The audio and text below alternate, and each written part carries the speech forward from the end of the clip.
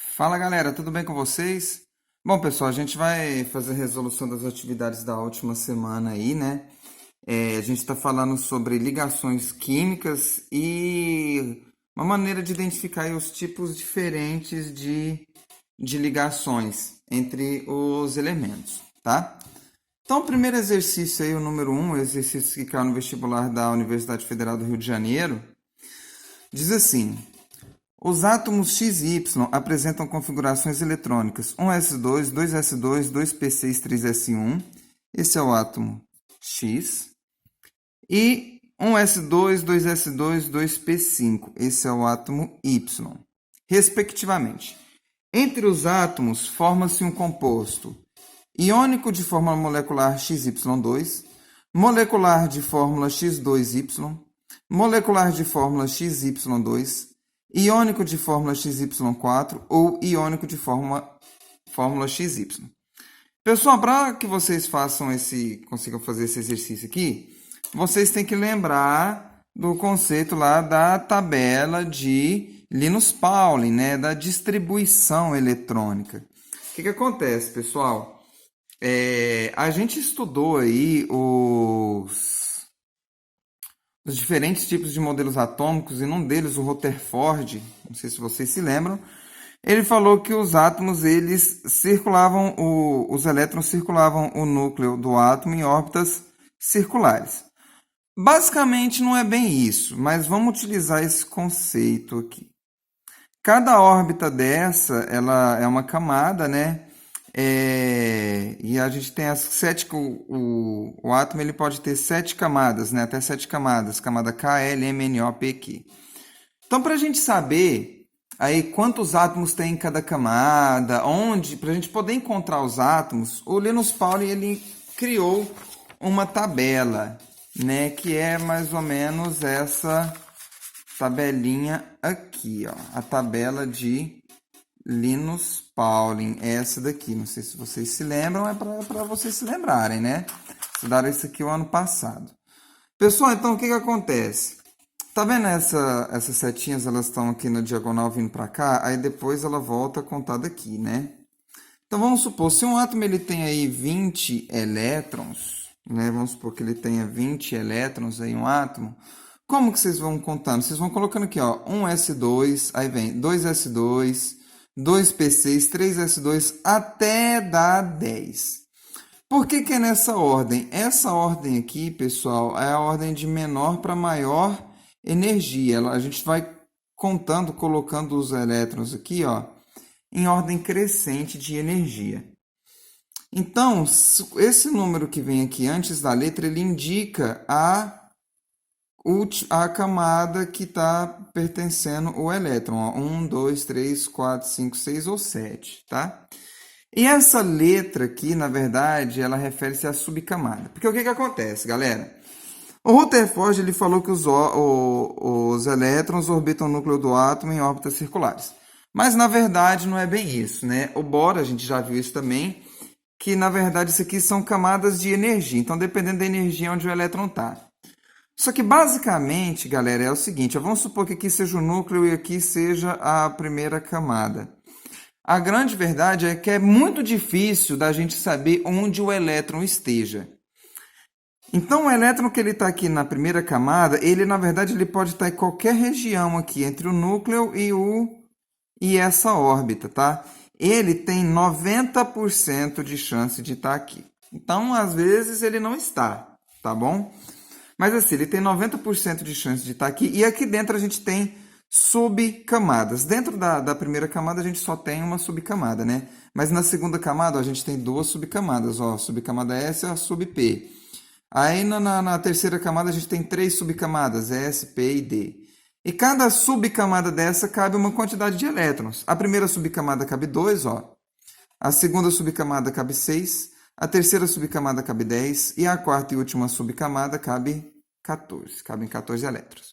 Mas, enfim, pessoal, o que acontece? Se aqui no exercício ele deu, ó, o átomo X, por exemplo, 1s2, 2s2, 2p6, 3s1, isso quer dizer que ele é um átomo que ele tem 3 camadas, tá?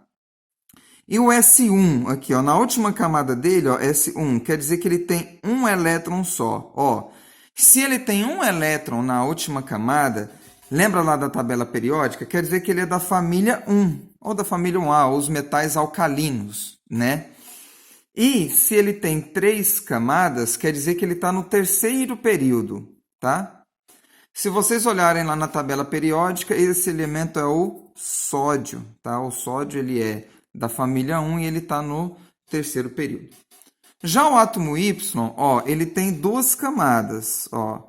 A última camada dele, a camada 2 aqui, né, que é no caso a camada L, tem quantos elétrons? Ó, 5 mais 2, tem 7 elétrons na última camada. Isso quer dizer, pessoal, que ele é da família 17, né? Ou 7A, família 17. Se vocês... E outra coisa, se ele tem 2 camadas, quer dizer que ele está no segundo período, ou a segunda linha, né? Digamos assim. Se vocês olharem lá na tabela periódica, esse elemento é o flúor. Então, esse composto aqui, na verdade, ele é o fluoreto de sódio.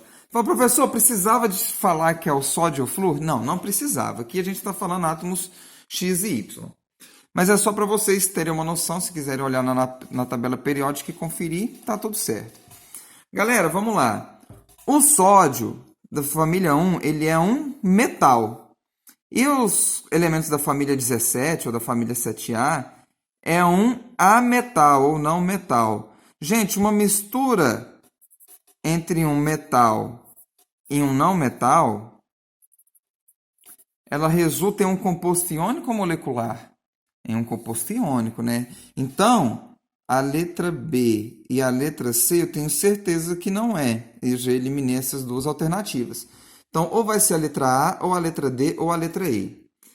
Galera, vamos lá. Se esse elemento tem um elétron na sua última camada e o outro elemento ele tem 7 elétrons na última camada, ó, esse daqui vai fazer uma ligação que vai doar esse elétron para cá. É um elétron só, né? Que está saindo daqui e chegando aqui.